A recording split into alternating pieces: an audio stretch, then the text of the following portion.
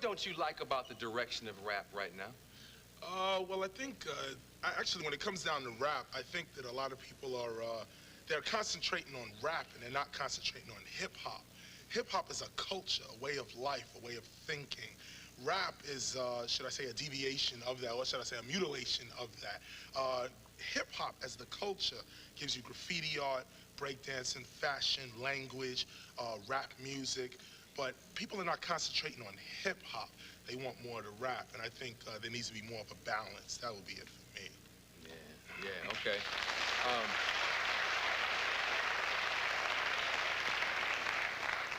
When you come up in a neighborhood, you automatically aren't crazy about the police. But I'm sure some of our parents might be police officers. There have to be some good ones out there, yes, and I'm sure you know some good ones. Oh, yeah. But in your CD, you deal with the bad ones. Oh, yeah. What would you like to say about law enforcement and the judicial system? Well, you know, I mean, I could just answer this in one question, one statement, Rodney King. But I'll just leave that alone and just say that I don't think there's bad police or good police. I think there's intelligent police and then there's ignorant police. And the ignorant police seem to get themselves caught up in their own egos. And they think, you know, you put on a suit and a tie and you got a gun and a badge that's supposed to make you somebody. But actually, you know, people don't respect communities. Every community has its own law. And a true police officer gets along with the community. If you're representing a judicial system or something like that, you have to understand the consciousness of the people you're dealing with. If you don't know their consciousness and you don't know how they're thinking, then it's going to turn around to actually the retaliation that I represent on my records. We're not trying to have it. We black youth in this country, we don't fear nobody. So when it comes down to police, they just another sucker on the block as far as we're concerned.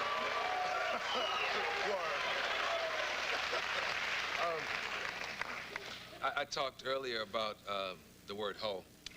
There are a lot of words under attack by radio stations. What do you think about that, and what do you think about the moves they're making? Well, I tell you, because the word hoe, first of all, see, you got to look at education on a whole. No rap artist just picks up the mic and starts rhyming. Just, oh, okay, I got a mic, I'm start rhyming. Every rap artist has been to two institutions in America: the Board of Education, or the educational institution, and the religious institution. These two institutions are the causes for the way people think. If you look at religion, for instance, religion is what gives you your sexism. Religion today in America totally disrespects women and femininity. This goes into our society. Our whole education becomes masculine, and what happens is you have God as a man, nothing to do with women. God only has sons, no daughters. He only inspires men to write holy books that are about men. This is irrational thinking, and for all the people out there that study psychology, you know that masculinity represents the analytical and femininity represents the creative. If you have no feminine respect in your society, you lack creative thinkers. If all you have is masculine respect, all you have is analytical thinkers. In other words, you have a bunch of people that all they could do is look at things that have already been created, but they themselves cannot create anything for themselves. Once we respect women and femininity in our systems, then you won't have rap artists saying anything of that nature.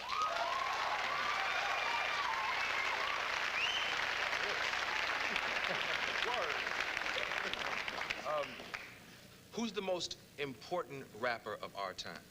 Me. No,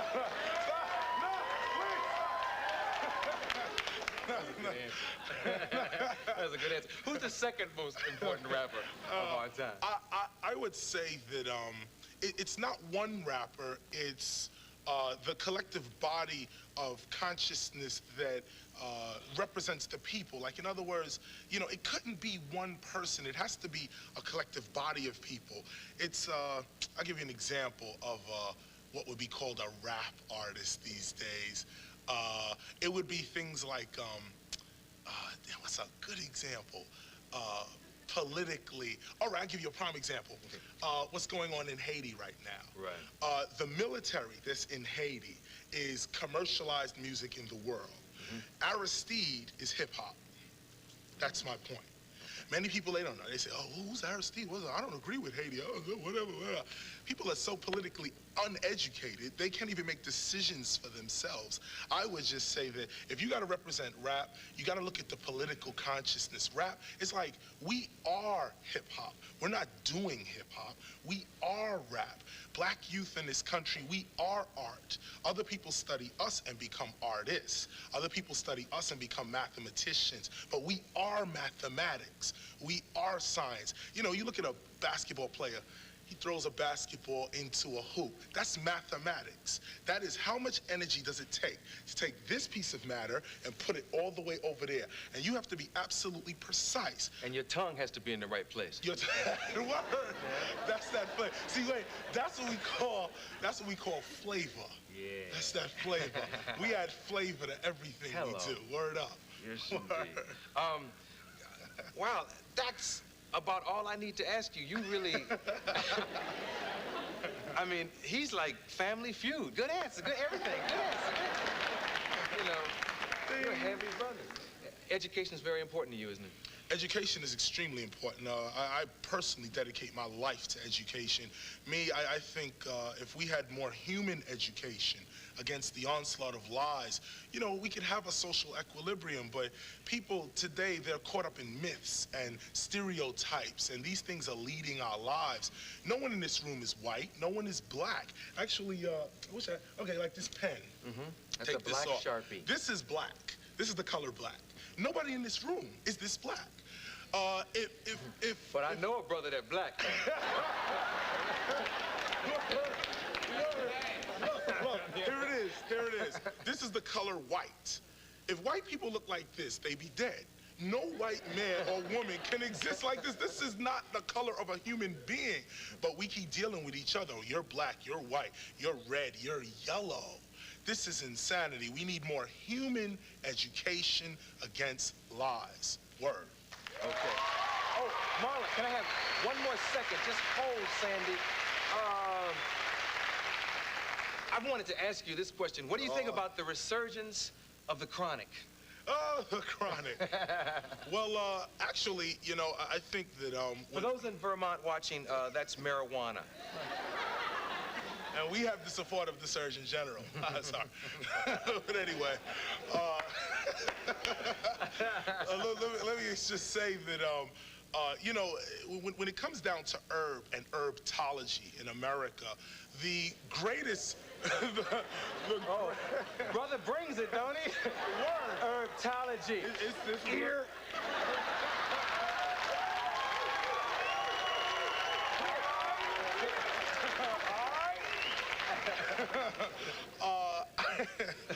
I would say that you're the best herbologists in the world, actually, with the Native American Indians. And I think if that civilization had a chance to flourish within our society, we wouldn't have should I say, the irresponsible use of the chronic.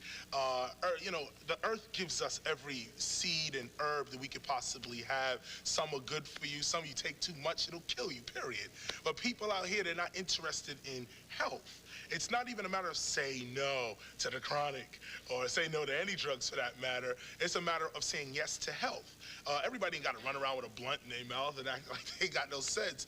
The point of the matter here is to say yes to your health. It's a matter of health. That's all it is. But if you bring up the chronic, you got to bring up that pork. You got to bring up that beef, that chicken, salt, sugar, caffeine, morphine, all these over-the-counter drugs, sleepy, snuffy head medicine so you could rest at night. All of these drugs have the same amount of effect or damage that the chronic might have. But the only thing is that, I'll give you a little hint here, due to what is called NAFTA. I know you all have heard a lot about NAFTA and what's been going on. Actually, it's supposed to mean the North American Free Trade Agreement, but what it really is not another freaking thing again, actually. And I send that out to my Mexican brothers and sisters because when it comes down to the chronic, a lot of the chronic comes out of Mexico.